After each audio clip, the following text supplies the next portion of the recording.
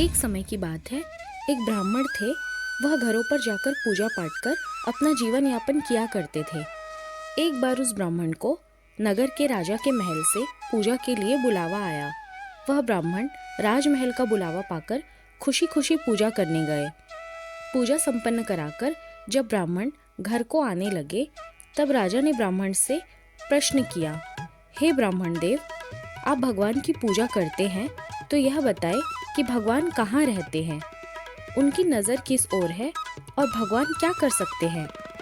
राजा के प्रश्न सुन ब्राह्मण अचंभित हो गए और कुछ समय विचार करने के बाद राजा से कहा, हे राजन, इस सवाल के जवाब के लिए मुझे कुछ समय दीजिए। राजा ने ब्राह्मण को 1 माह का समय दिया। ब्राह्मण प्रतिदिन इसी सोच में उलझे रहते कि इसका उत्तर क्या होगा। ऐसा करते करते समय बीतता गया और कुछ ही दिन शेष रह गए। समय बीतने के साथ ब्राह्मण की चिंता भी बढ़ने लगी और उत्तर नहीं मिलने के कारण ब्राह्मण उदास रहने लगे। एक दिन ब्राह्मण को चिंतित देख ब्राह्मण के पुत्र ने कहा, पिताजी, आप इतने उदास क्यों हैं? तब ब्राह्मण ने कहा, बेटा, कुछ दिनों पहले मैं पूजा कराने राजमहल गया हुआ था। पूजा संपन्न कराकर जब मैं वापस आ रहा था, तब राजा ने मुझसे सवाल पूछा था। राजा ने कहा था कि भगवान कहाँ रहते हैं, भगवान क्या कर सकते हैं और भगवान की नज़र किस ओर है। राजा के सवाल का जवाब मुझे उस समय नहीं सूझा, तो मैंने उनसे कुछ समय मांगा था, जिसके जवाब के लिए राजा ने मुझे 1 माह का समय दिया था और वह 1 माह बीतने वाला है, लेकिन इसका जवाब मेरे पास नहीं है, इसीलिए मैं चिंतित हूँ। ब्राह्मण की बात सुनकर उनका पुत्र बोला, पिताजी, इसका जवाब मैं राजा को दूंगा, आप मुझे साथ ले चलिए।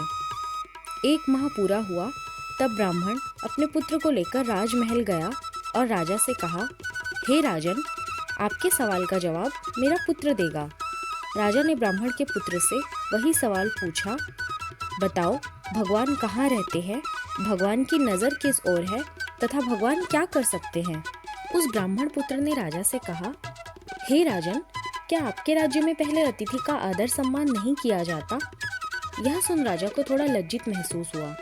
पहले उस बालक को आदर सत्कार के साथ स्थान दिया गया, फिर पीने हेतु सेवक के द्वारा दूध का ग्लास लाया गया। वह बालक दूध के ग्लास को पकड़कर दूध में उंगली डालकर घुमाकर बार बार दूध को बाहर निकालकर देखने लगा।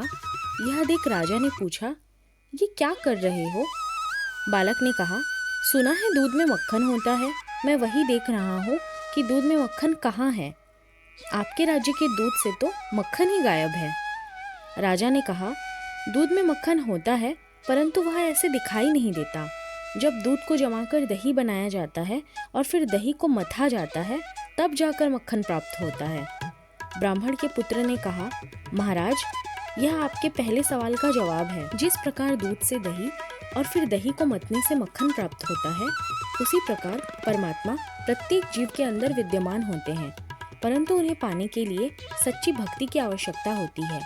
मन से ध्यानपूर्वक भक्ति करने पर आत्मा में छुपे हुए परमात्मा का आभास होता है। राजा ब्राह्मण के पुत्र के जवाब से खुश हुआ और कहा, अब मेरे दूसरे सवाल का जवाब दो, भगवान किस ओर देखते हैं?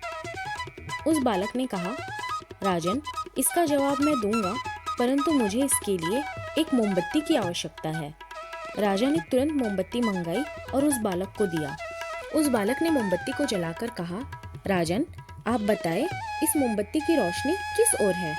राजा ने कहा, इसकी रोशनी चारों दिशा में एक समान है।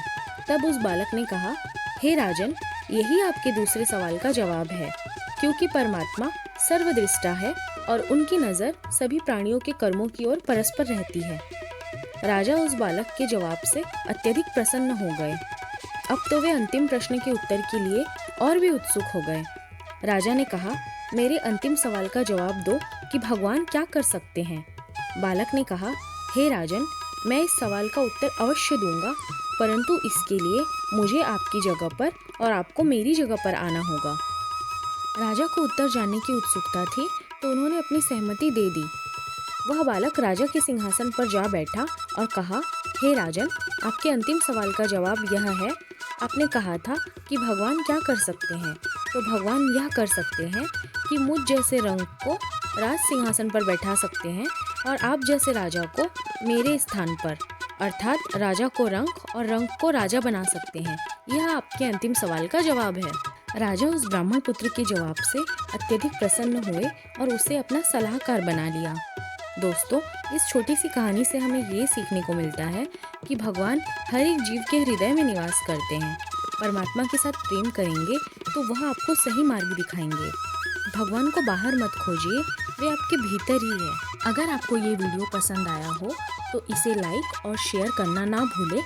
चैनल को ज़रूर सब्सक्राइब करें।